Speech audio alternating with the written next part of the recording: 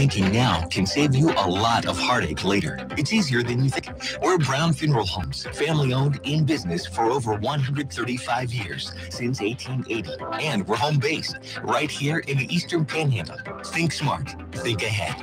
Brown Funeral Homes, Martinsburg, Inwood, and Charlestown, Ranson. Brown Funeral Homes. We're here for you. We have the tools. We have the talent. It's Miller time. It's Miller time on Talk Radio WRNR. A look at local sports with the play-by-play voice of local sports, Matt Miller. Good evening, everyone. Welcome in to Miller time on this Thursday, June 7th.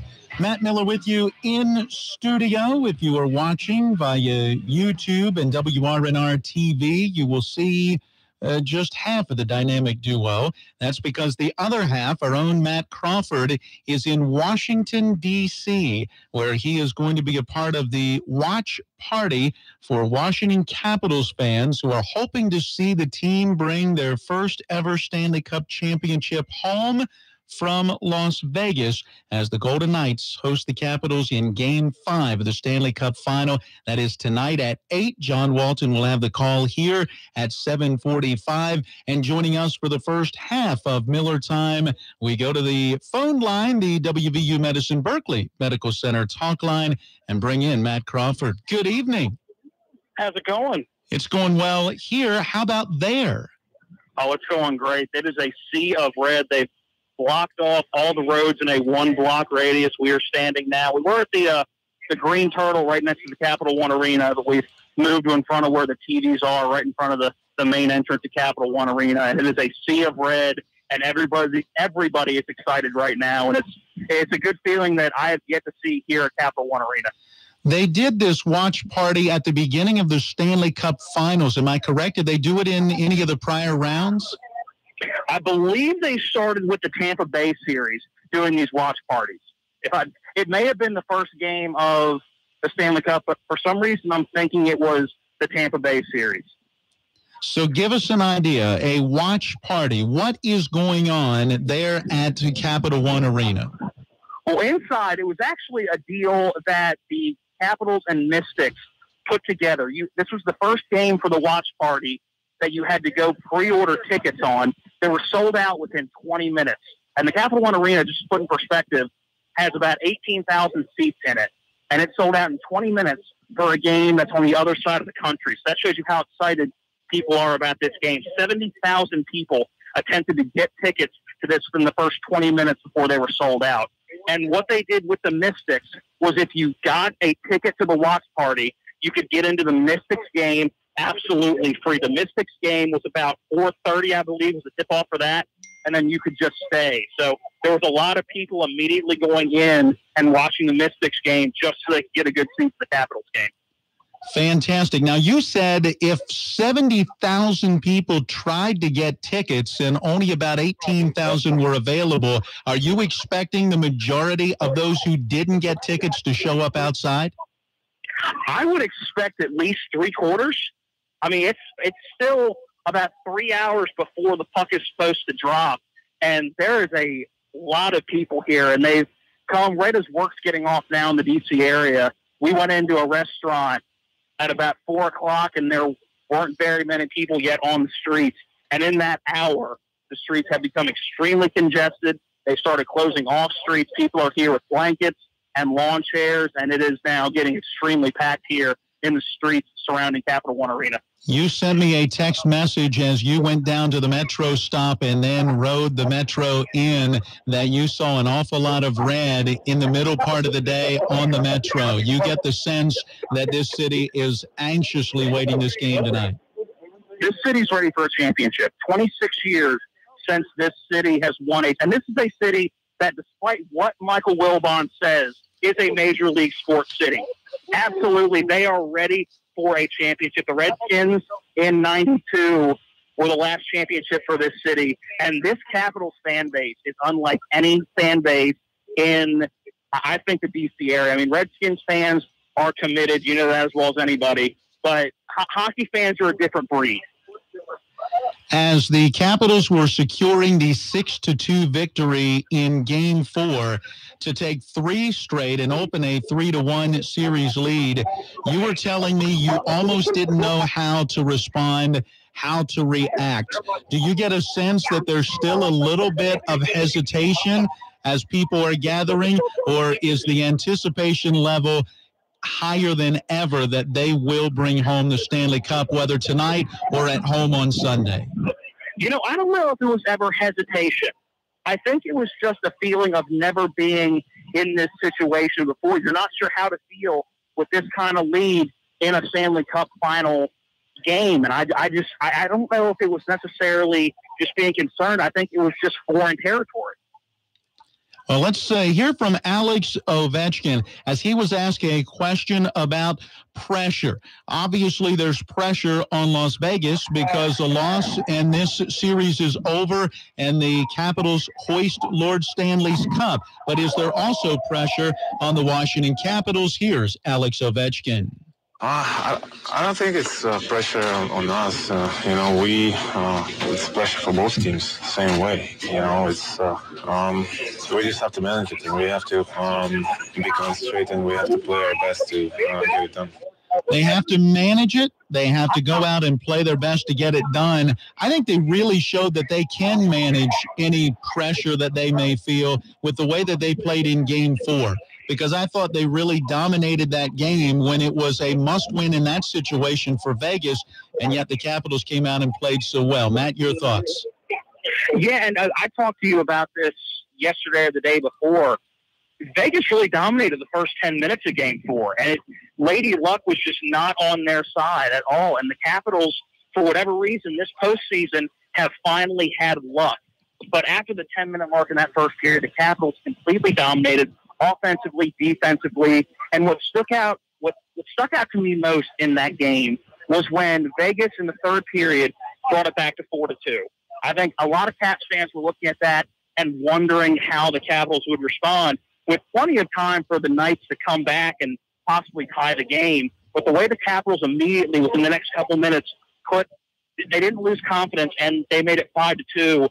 Really, I think assured a lot of people that this is truly a different Capitals team. Yeah, this is definitely a team playing with confidence. Here is Brooks Orpik talking about how this team is getting it done. It for sure is giving us a lot of confidence. The way we've played and gotten better and better as we've gone here. And I think you just get an extra boost when you're this close, where you guys are going to lay it all on the line. Focus on trying to go harder, longer than they can. You guys have really done a good job of just sacrificing so much to get ourselves to this position. So that isn't going to change. We're going to be all in and throw everything we got at them to Game 5. So again, there you hear from Brooks Orpik. We've got our own Matt Crawford in D.C., right outside of the Capital One Arena. He'll be a part of the watch party, and you can follow along tonight on Facebook as Matt will be putting some posts there on our WRNR Facebook page.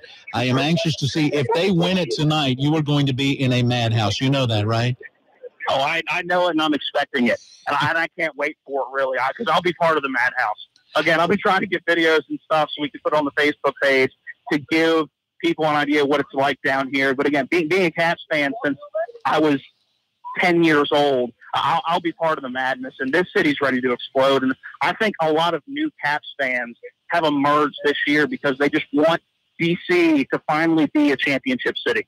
No doubt about it. Those that maybe on the fringes saw the Capitals are now paying a lot closer attention to the Capitals. Well, as we heard from Brooks Orpik, that they expect to come out and give it everything they've got. Before we take our first break, Matt, how important do you see period number one and maybe even the first half of period number one being in this one?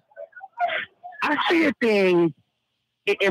obviously the entire game's important, but I really just look for a well-rounded game. I would like the Capitals to get off to a good start because I think that would give the team momentum. It obviously will give their arena momentum because they're in Las Vegas. But I just still think that a good start, while it's important in certain ways, I just want them to be able to play 60 minutes of good hockey, which they've seemed to have done most of the playoffs, which is why they're in the situation right now.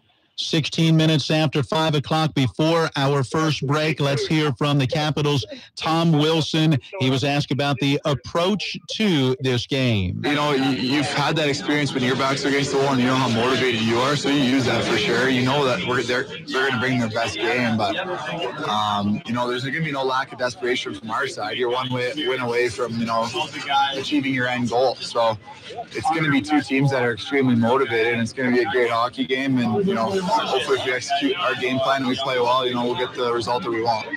The result that Tom Wilson and the Capitals want is to bring home the Stanley Cup. We'll see if they can get it done. Once again, John Walton will have pregame coverage beginning right here at 7:45. They drop the puck after 8 o'clock once they get through all the Las Vegas show-style production before the game gets underway. We'll get a little more on that from our own Matt Crawford down in D.C. when we come back. Stay tuned for more Miller Time.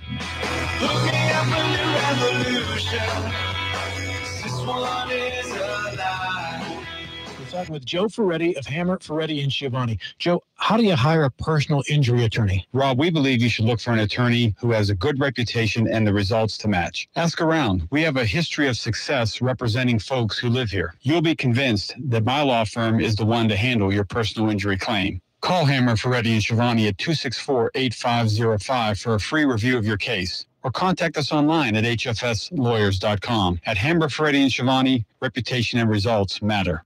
Join us at the WVU Medicine Job Fair Wednesday, June 20th from 3 to 7 p.m. at the Holiday Inn on Foxcroft Avenue in Martinsburg. Learn about career opportunities and benefits available at Berkeley Medical Center, Jefferson Medical Center, and University Healthcare Physicians. Recruiters and hiring managers will be on site to conduct interviews for all departments. And please bring your resume with you. For more info, call 304-264-1259. We hope to see you at the WVU Medicine Job Fair Wednesday, June 20th. WVU Medicine is an equal opportunity employer. I'm Ari Wolf with NFL Network Now on the Westwood One Radio Network. Tom Brady and Rob Gronkowski return to the Patriots on Tuesday for the start of the team's mandatory 3-day minicamp. Both players have been absent from the voluntary portion of New England's offseason program.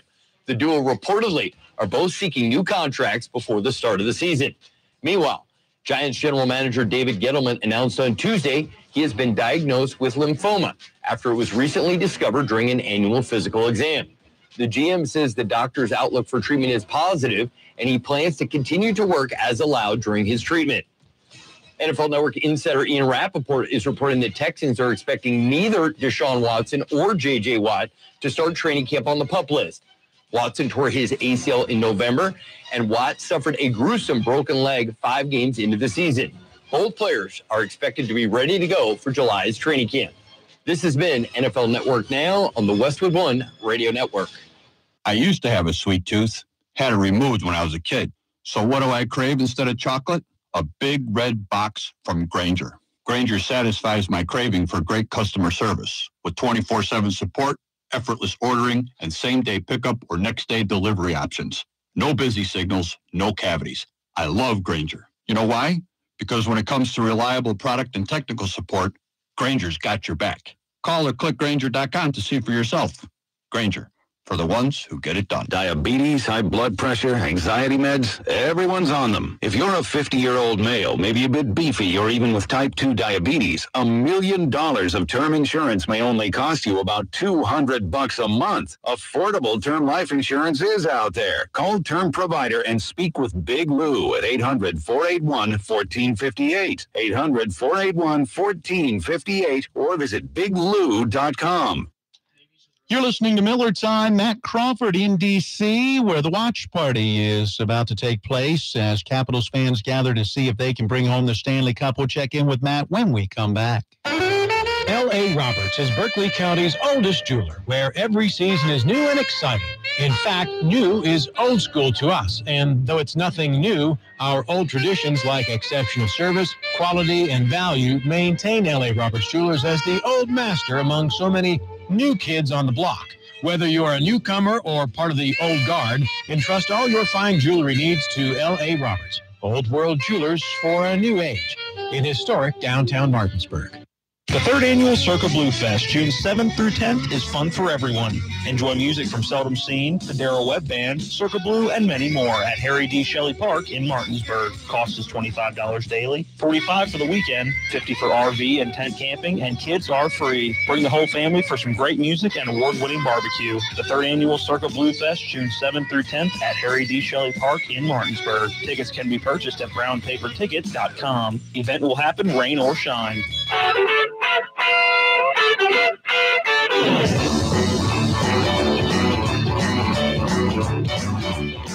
We welcome you back into Miller Time on this Thursday evening. Matt Miller with you in studio, out on the road down in Washington, D.C., joining us via the WVU Medicine Jefferson Medical Center talk line. We bring back in our own Matt Crawford. Part of the watch party tonight as the Capitals are in Las Vegas to take on the Golden Knights. How big's the crowd getting?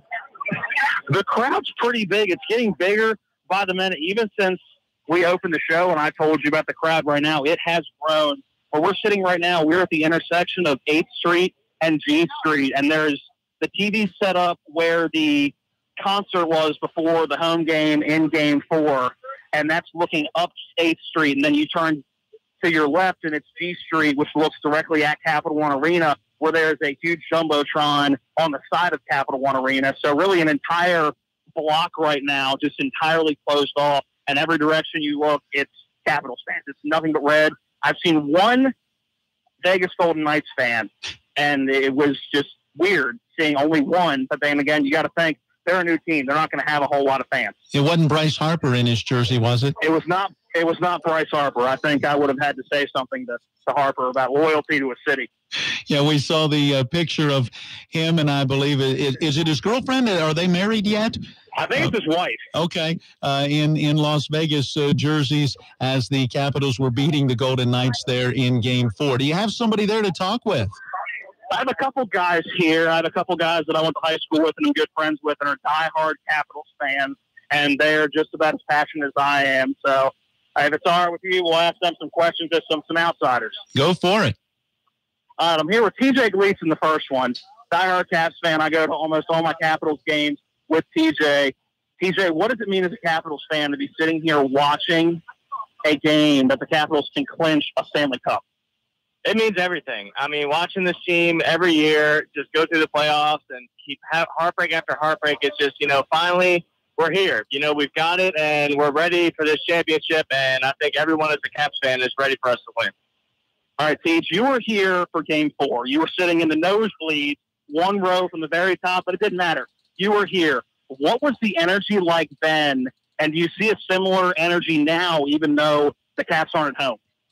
Very, very different energy. No one is nervous. When the Vegas scored those two in the third, nobody was nervous.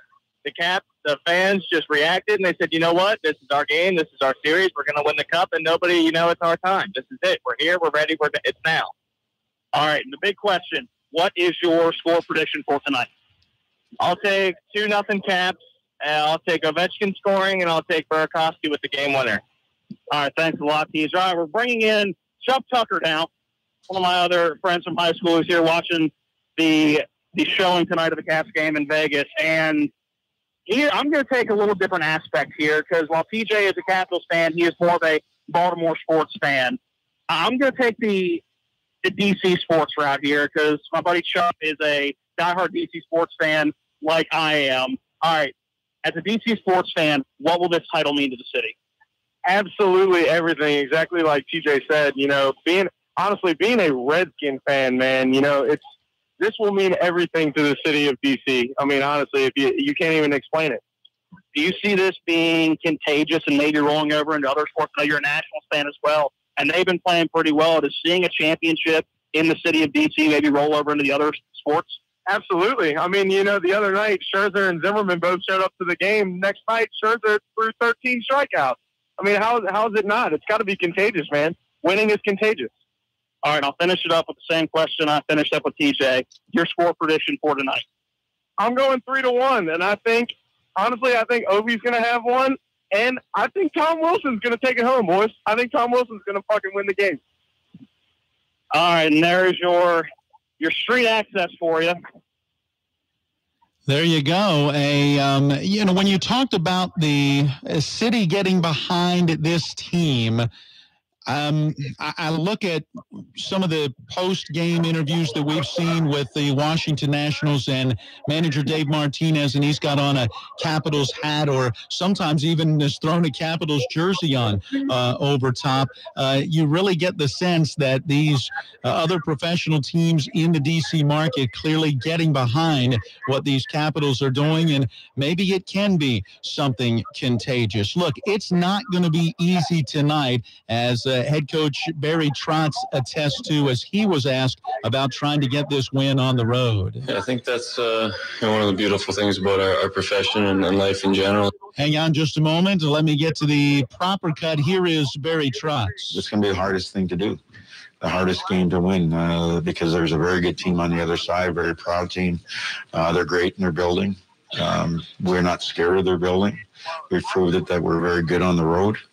And we're going to go there and put our best effort in there. We haven't played our best game, which is exciting to me. And if we play our best game, then we give ourselves a chance. So we're going to try to do that. What has made this Capitals team so good on the road this season, Matt, and especially this postseason, as they have played really better on the road than they have at home? I don't know what it is, because honestly, I think they have one of the better home ice advantages in the entire league. I think being at Capital One Arena as many times as I have been, I mean, there is no other home environment like this in the D.C. area. So I assume around the NHL, it's got to be one of the better home ice advantages. So I don't know whether it's just getting into more of a routine when they're on the road rather than having the comfort of home. But for whatever reason, they have played a lot better on the road this postseason. Is this team closer than the last couple when you, as an outsider, look at teams over the past few years that have had the best record in the NHL in the regular season, but then haven't been able to have that, I hate to use the term, but I guess it's apropos here, chemistry to carry them through the playoffs? Do you get a sense that there's something there with this team that wasn't there with the others? Well, you and I have talked about that several times, about how it's just a different feel, I think, because they were not the best team in the regular season. I mean, I don't know if that adds pressure or whether they've clinched up the President's Trophy that early in past regular seasons that they've kind of coasted into the playoffs. But we've mentioned this several times. I liked the grit at the end of the regular season, and they didn't have time to take a step back and really not work as hard as they should be. What's that old saying? Whatever doesn't kill you only serves to make you stronger. That may very well be the mentality of this team. Let's go to Braden Holtby, who by the end of the regular season was not the starting goaltender anymore, even into the first couple of games of the postseason, and yet Holtby has become a hero here in the playoffs, and especially the Eastern Conference Final, and right now through the Stanley Cup Final. He was asked about the adversity and how he and this team have overcome. Yeah, I think that's one of the beautiful things about our profession and life in general is just anytime there's adversity, if you take the right mindset and support yourself, surround yourself with the right people, you can come out stronger, and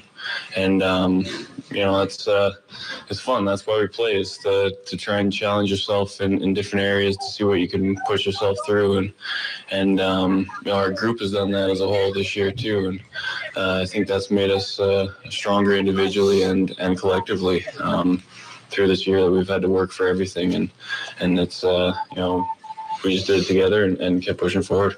They have kept pushing forward, and if they can do it one more time tonight, they'll bring home the Stanley Cup. All right, Matt, you ask your fans there what they thought was going to unfold. What's your prediction? I'm thinking a 4-2 final, and it's going to be 3-2 until an empty netter at the end. My big, bold prediction I'm making for this game is that Alex Ovechkin may not have the last goal, but he will have the game-winning goal, and he will just cap off this amazing series and season he's had this year. Have a lot of fun. We look forward to following you on Facebook tonight. Thank you very much. I'll try to keep everybody as updated as I can. Again, it's really a madhouse down here now. The street is just getting absolutely packed. Matt Crawford in D.C., where the watch party getting underway at Capital One Arena and the streets around Capital One Arena. All right, stay tuned. We got our mid-show break, and then we'll be back with more Miller Time. CBS News update. The U.S. is insisting the long-term goal for North Korea is to get rid of its nuclear weapons as President Trump prepares to meet next week with Kim Jong-un. Mr. Trump, though, is trying to hold down expectations. I am totally prepared to walk away. I did it once before.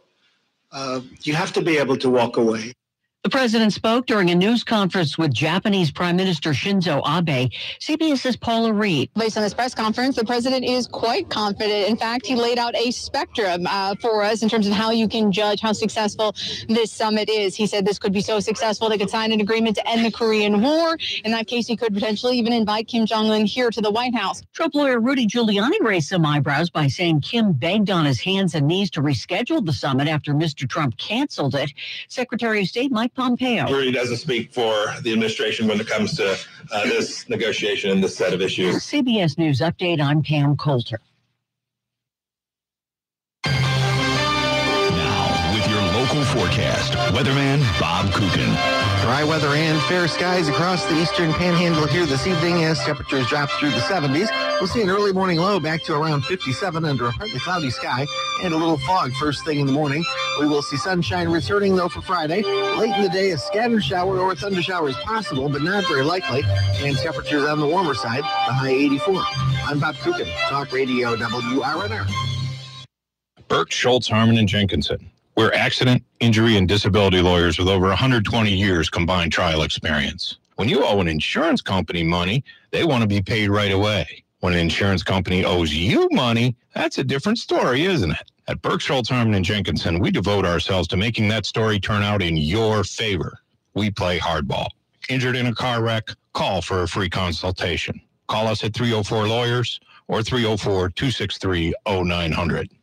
Are you looking for a full-service web design company right here in the Eastern Panhandle? Then look no further than Pro Design LLC, specializing in web design and development, web hosting, and application development. Pro Design is a locally owned company serving local clients since 1997 with a reputation of quality, creativity, and personal touch. Let Pro Design build or redesign your dream website. Find them online at professionaldesign.com or phone 304-676-9940. Your NBC Sports Radio update starts now. President of Basketball Operations No More. That's Brian Colangelo, as the team in Philadelphia accepted his resignation. All stems from the Twitter scandal. He did say at no point did I ever purposefully or directly share any sensitive, non-public club-related information with my wife. That is who is being taken to task for the tweets from those alleged burner accounts. Terrell Owens, he announced today he's not going to attend the 2018 Pro Football Hall of Fame enshrinement ceremony on August 4th. Julian Edelman is appealing, but the Patriots wide receiver is facing a 4-game suspension for violating the league's PED policy. This afternoon, Reds held off the Rockies 7-5 in 13 innings. Jesse Winker, a walk-off homer. I'm Keith Irizarry, and this is NBC Sports Radio. Howdy, cowpokes. Do your business cards look like they're designed by a code roper? Well, this cowboy knows the advantage of dealing with folks the old-fashioned way. When you order printed material on the internet, you're stuck with what you get. But when you need printed material to look just right, you want to deal with folks you know. And that's what you'll find at Panhandle Printing and Design. Local folks that have been delivering results for years. They can help with everything from design to production of stationery envelopes, business cards, invitations, vinyl signs, banners, vehicle wraps, and a lot more. They can answer all your printing questions, and you can call them on the phone or hop on your horse and go see them, because they're your one-stop printing shop where they have something for everyone. Panhandle Printing and Design at 124 North Maple Avenue in Martinsburg. Call 304-267-7400. You can even find them online, too, if you want to. If you need printed materials, don't deal with some city slicker you'll never meet. Trust the folks at Panhandle Printing and Design.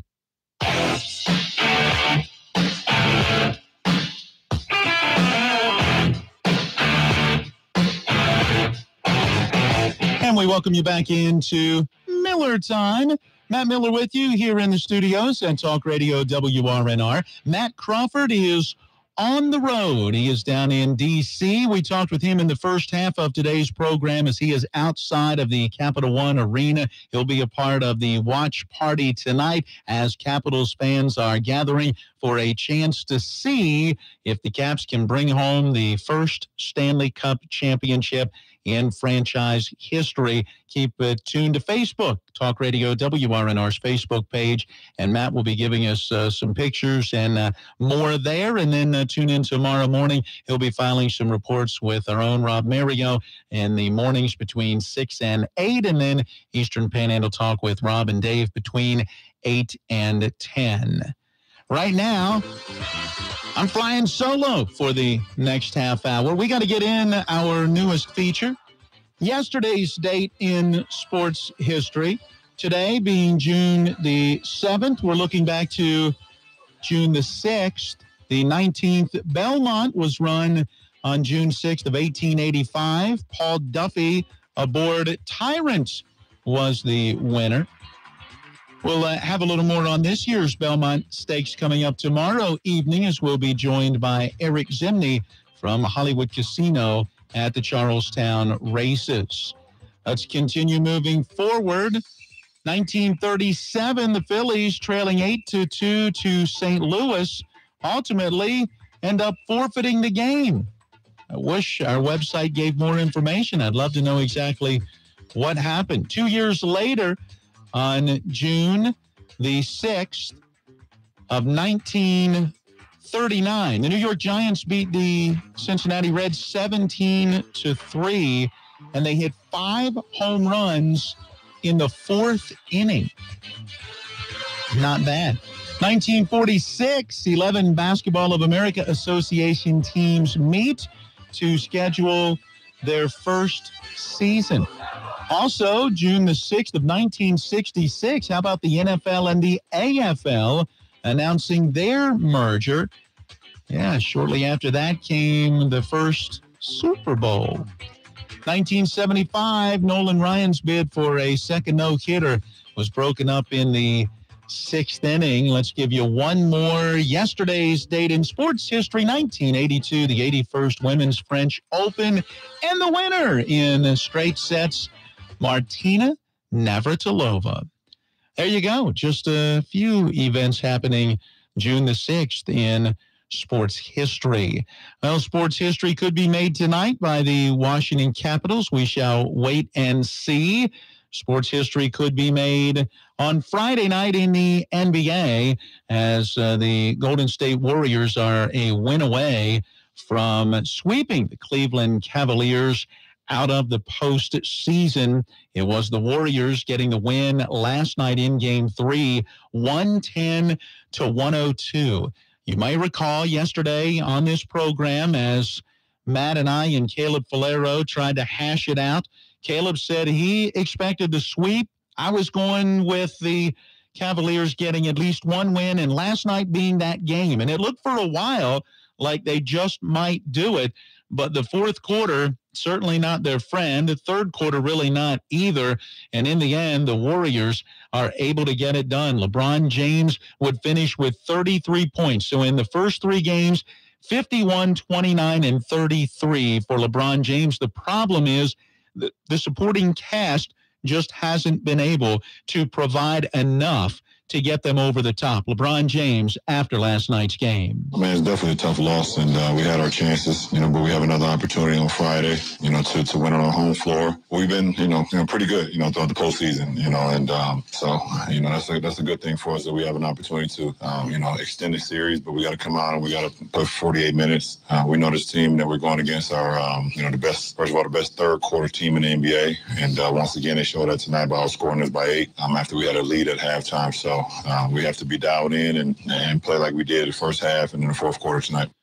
Yeah, the Warriors certainly getting it done coming out of the locker room at the half. A strong third quarter, finished it strong as well. And some of the biggest shots of the night coming out of the hands of Kevin Durant, who goes for 43 points. It was a tough night offensively for Steph Curry, finished with just 11, hit just 1 3-pointer on the night, but that's when Durant really stepped up. And he says going into the game, he really didn't expect to shoot that much. It just happened within the flow. I wasn't expecting to come out and shoot a lot of shots or just look to score. I was just trying to play great defense and, run the plays that coach draws up and just run, the flow of what our offense is like throughout a game. So I try not to think about just scoring. But we struggled to shoot the ball early on, and I felt like I had some good looks. And, I just started asking for more of them, and I was able to knock down some shots for us. Yep, Kevin Durant getting it done, and as a result, the Warriors a win away from back-to-back NBA championships and their third finals victory in the last 4 years, and all against those Cleveland Cavaliers. How much do the Cavaliers miss Kyrie Irving? A lot. I mean, look at what Irving was able to do with the Boston Celtics, and look at what Brad Stevens as a head coach was able to do with a Celtics team that ultimately ended up missing two of their biggest stars by the end of the season and throughout the postseason, and yet they were extremely competitive. I can't wait to see what the Celtics are going to look like next year, but I mean, you clearly see what Irving brought to those Cleveland Cavaliers. For whatever reason, he and LeBron James just could not stay together there in Cleveland, and you got to imagine if he were still there, that this would be a much more competitive series. Game 4 is on Friday night, so that again will be in Cleveland with a start time right around 9 o'clock. And again, a must-win now for the Cavaliers as the Warriors will look to put the finishing touches on this year's NBA Finals. Well, news coming out also in the NBA today about Bryan Colangelo resigning as the general manager or the director of basketball operations, if you will, for the Philadelphia 76ers. What was it, about a week ago? That word came out that Colangelo had apparently had some burner accounts on Twitter where there were derogatory comments being made about members of the team and play going on with the Philadelphia 76ers. And ultimately, they believe that Colangelo had something to do with it. He may have even more issues than just that, because eventually it came out today that he believes perhaps it was his wife who actually was handling those accounts. Either way, the 76ers put together an investigation, and today with Colangelo's resignation, one of the members of the ownership group, Josh Harris, spoke about the situation. The results of the investigation conducted by Paul Weiss determined that Bryan Colangelo failed to safeguard sensitive, non-public club-related information. Ultimately, Bryan offered his resignation, realizing the detrimental way in which these circumstances impacted our organization and his ability to do his job effectively. As a result, Colangelo stepping down. Coach Brett Brown will fill in as a search for a new general manager begins in Philadelphia. A weird twist to what otherwise was an outstanding season in Philly. You're talking about a team that was not good for the last handful of years, and in some instance, you may say intentionally not that good, as they built up some draft picks that enabled them to very quickly get better. And now you have a situation where there's some inner turmoil all the way down to within, it seems like almost some family turmoil. We'll see if that affects this team at all, or perhaps affect any kind of incoming players who may have a desire to play in Philadelphia with that good young talent that they have right now.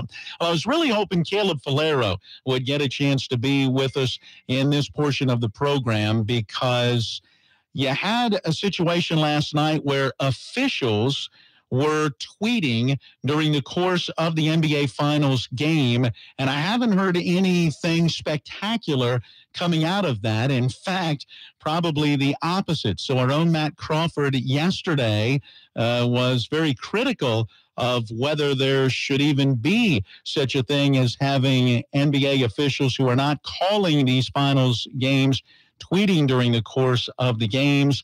I don't know whether you would call it a success or a failure or just simply call it an experiment that maybe should be scrapped.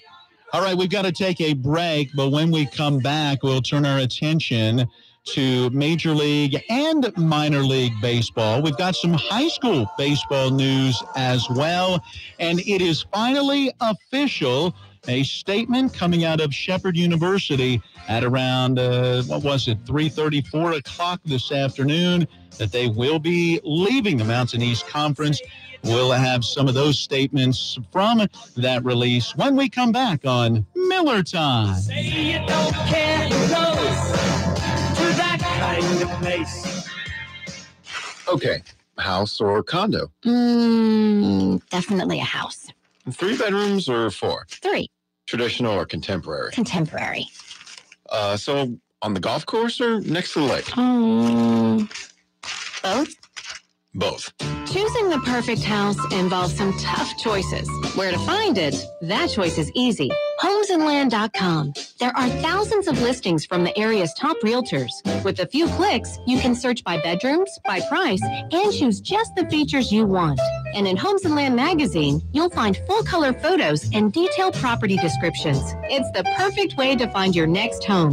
For a free copy, call 1-800-277-7800 or visit homesandland.com. Homes and Land, connecting home buyers and sellers for over 30 years. Talk to your realtor today about Homes and Land of the Eastern Panhandle or phone 304-579-8510. You think back to when your daughter was the tiniest, sweetest, softest, prettiest, most precious little person in your life. She cried and your heart raced. She smiled and you laughed. She said, "Mama," and you cried. Hi, this is Lori from Bechtel Jewelers. I know she spent a lot of time in your arms, by your side, in your lap. The years have flown, and she outgrew your lap, but she never outgrew your heart. Your girl is graduating now, and a gift she will wear and treasure forever is a heart pendant. Each time she looks at it, she'll know she's always in your heart. Wherever she goes, you'll be together. At Bechtel Jewelers, Route 11 South in Inwood, our heart pendants start at just $99 in sterling silver. You'll find them in gold, too. Some have gems, some are sprinkled with diamonds that twinkle like she does. You'll find one that fits her, sort of like the way she used to fit in your lap. At Bechtel Jewelers, Route 11 South in Inwood. As Asanovic goes to second with a 2 RBI double, and Martinsburg is on the board first. This is West Virginia State delegate and former Little League All-Star Jason Barrett. I can still remember those summer days, the fun of playing baseball, building friendships, and learning lessons that are still with me today as I serve the people of the 61st District. I'm proud to support this year's All-Stars and wish the best to each team. 61st District Delegate Jason Barrett. Trusted leadership, real solutions. Will Greer to David Sills is a winning combination WVU fans know well. Greer throwing toward the end zone. Ball caught. Post pattern. Sills. Touchdown. David Sills hauls it in. The Mountaineers, Talk Radio WRNR, and your business is a dynamic combination like no other. Contact our station to add your company to the coverage of the great tradition of West Virginia Mountaineer football and basketball. Heard right here on Talk Radio WRNR, the Panhandle Sports radio station. Freak out! Freak out!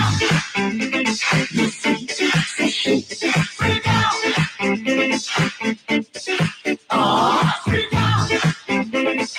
We welcome you back into Miller Time on this Thursday evening. Matt Miller with you in studio, flying solo for the second half of the program as our own Matt Crawford is on the streets just outside of the Capital One Arena, where a watch party is going on as thousands of Capital fans will be gathering, not only a sellout in the arena, but also streets blocked off around the facility with the large Jumbotron as fans get together to watch tonight's Game 5 of the NHL Stanley Cup Finals. The Capitals, with a 3-1 series lead, have a chance to win their first ever Stanley Cup championship. And if they do, it'll be on the road out in Las Vegas. And so fans gathering in D.C. to watch it together on the big TVs. And you can follow along on Facebook, as Matt Crawford will be giving us a little info and some photos and so forth as to the activities going on down there. Well, as we wrap up today's program, just about 8 minutes left, let's go to Shepherd University making the announcement today with a simple release. And I read just a couple of lines into or a couple of statements out of this release. You can go to our Facebook page and check out the link that will lead you to the Shepherd Ram Athletic page and where the announcement is posted there. But it simply reads, Shepherd University announced today that it has elected to join the Pennsylvania State Athletic Conference for full-time membership, following approval of an invitation to join the conference by the PSAC Board of Directors on May 31st. Shepherd is slated to join the PSAC for the 2019-20 season. The PSAC approached Shepherd after Cheney announced it would be leaving NCAA 2 after the 2017-18 season. The PSAC will enter the coming 2018-19 season with 17 members, and then Shepherd will join the following year. As expected, the Rams will take part in competition in what is the PSAC East, as the conference is divided east and west. Opponents within the East include Bloomsburg, East Stroudsburg, Kutztown, Lock Haven, Mansfield, Millersville, Westchester, and of course, Shippensburg University. These are just some of the statements that are a part of this announcement. The first from PSAC Commissioner Steve Murray, who really seems to be the one to initiate this invitation and having all of this take place. He says, quote, "We are pleased to welcome the Shepherd Rams to the PSAC family of institutions. Shepherd University brings with it an outstanding athletic and academic tradition, plus a perfect match for the PSAC's geographic footprint. We have made the PSAC an even stronger conference today." Meanwhile, Shepherd Rams President Dr. Mary J.C. Hendricks quoted in this release, "We are delighted that the success of our student athletes in competition and in the classroom has been recognized by the prestigious invitation to join the PSAC. We are proud to join our neighbors and represent West Virginia." The final statement I'll read from this announcement comes from Shepherd Vice President of Athletics, Chauncey Winbush, stating, "We are extremely excited about our transition into the PSAC in the fall of 2019. Our goal is to provide our student athletes with the best possible experience, both academically and athletically, and we believe this move will allow us to fulfill that goal." Now, we have reached out to Chauncey Winbush. I got a text message from him just moments ago that he has been traveling today and would not be able to get on the air with us today.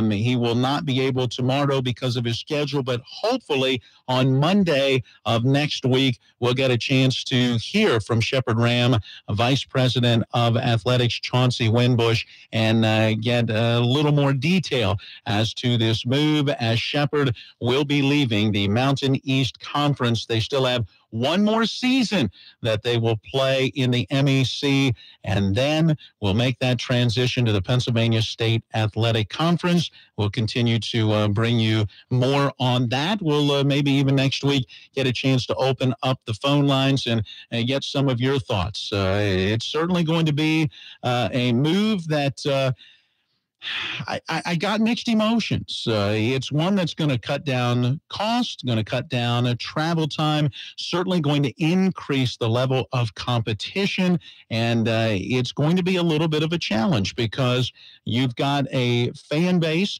you've got a student athlete base that is used to going out and having not just moderate but tremendous success in the Mountain East Conference, and it may take a little bit of time to reach that same plateau in the stronger Pennsylvania State Athletic Conference. And so there, I'm sure, will be some growing pains, and that is something that we may all need to get used to.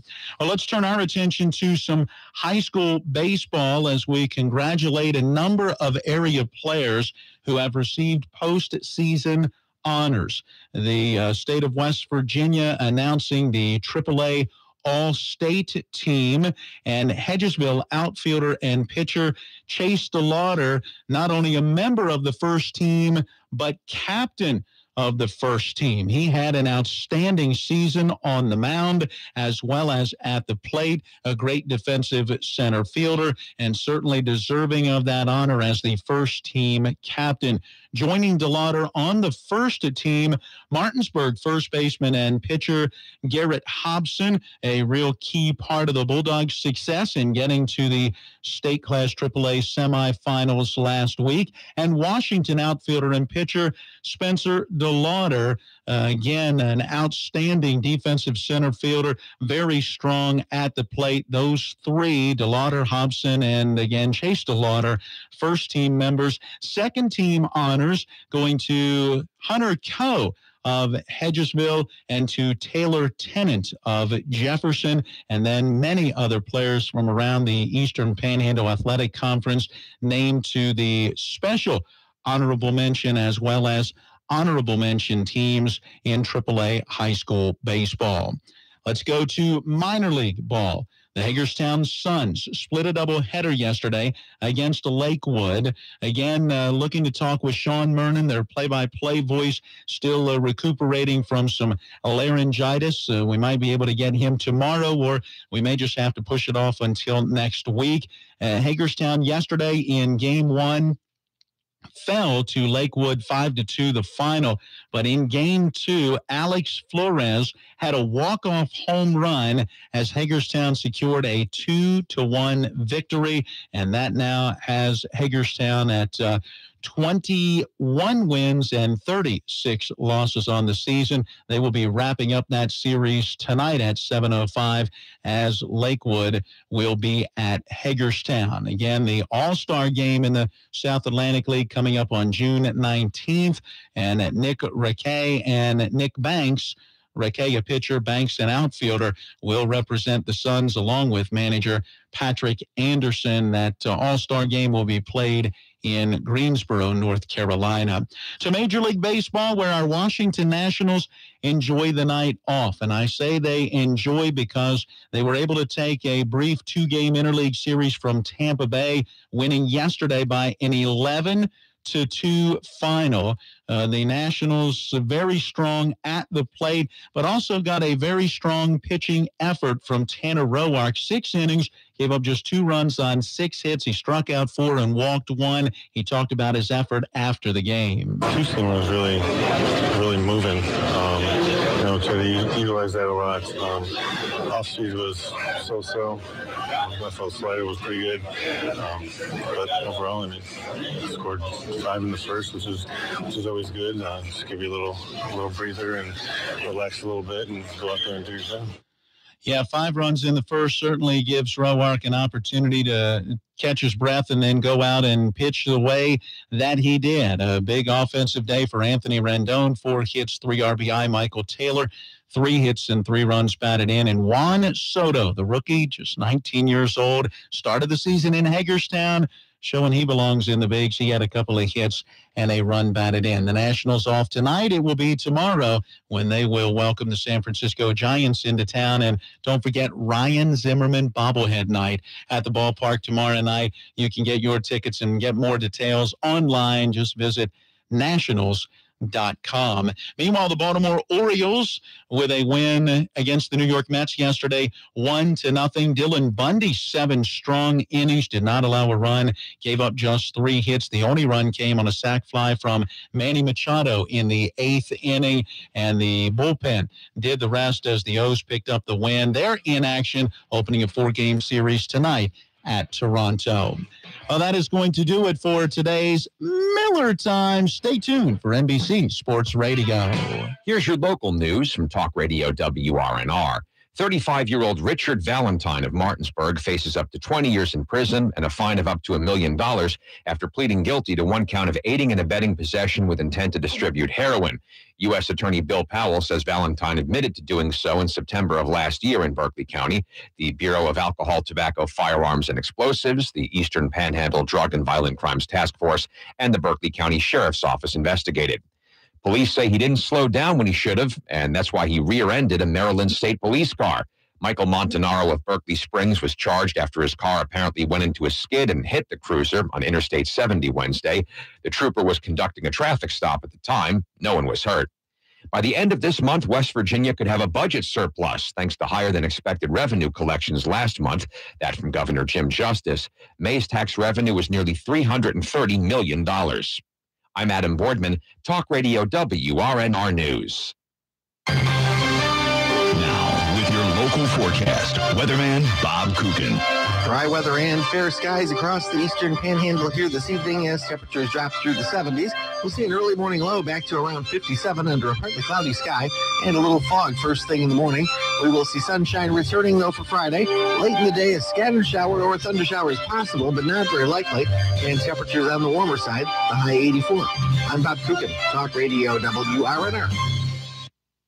Kids, what's the rule about running in the house? Always run hard out of the box. That's not what I said. He's running third. Here comes the play at the plate. Uh-oh. Let's clean that up before Mom gets home. Exciting baseball action and quality family time? There's a place for that. Nationals Park.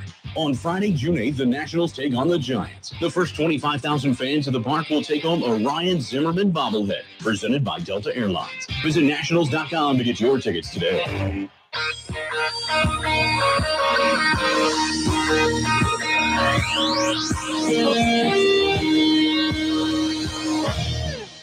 When it comes to sports talk, you need somebody to call the shots. And that somebody is Keith Irizarry. I don't know how to put this, but I'm kind of a big deal. This is Calling the Shots with Keith Irizarry on NBC Sports Radio. How goes it? What is up, world? Calling the shots, Keith Irizarry, NBC Sports Radio and NBCSportsRadio.com. As always, 855-3234-NBC, 855-323-4622. Threw it out on Twitter, Calling Shots NBC, where you can follow us and find some information about the program all the time. Who is the NBA Finals MVP? Durant, Curry, LeBron, and shockingly, not a single other. But although I saw something earlier about JaVale McGee shooting 81%, maybe he should be in the conversation. It was obviously a little tongue-in-cheek. Durant is our leader right now at 50%, and I think it makes a lot of sense as he goes for a cool 43 points last night. And Durant and the Warriors now up 3-0 on the Cavaliers. LeBron did have a 33-point triple-double. Didn't shoot particularly well. And I said it, listen, he didn't play defense great at the end of the game either. Would have liked to have seen more of that. It is a wrap in Philadelphia. Bryan Colangelo, the Sixers agree to part ways. Comes about a week after the burner Twitter account scandal became a reality. Getting ready for Game 5 of the Stanley Cup Final. The Capitals visit Vegas, try to end the series, and they try to hoist Lord Stanley. Terrell Owens not going to be going to the 2018 Pro Football Hall of Fame enshrinement. And Patriots wide receiver Julian Edelman now facing a 4-game suspension for potentially violating the league's PED policy. Those are a few of the stories. Let's get into more. Let's go around the table. It's time to take a trip across the globe and hear from some of the smartest people in sports. If it's hot and trending, we've got you covered. Let's hit the roundtable. All right, let's start things off in Vegas. Ken Volke covers the Golden Knights for Sin Bin Vegas, joins me now. And Ken, I guess one of the storylines I've heard from a lot of people in the know is the idea of bad puck luck in game number 4, and maybe even a little bit in this series for the Golden Knights. So how do you bounce back from that?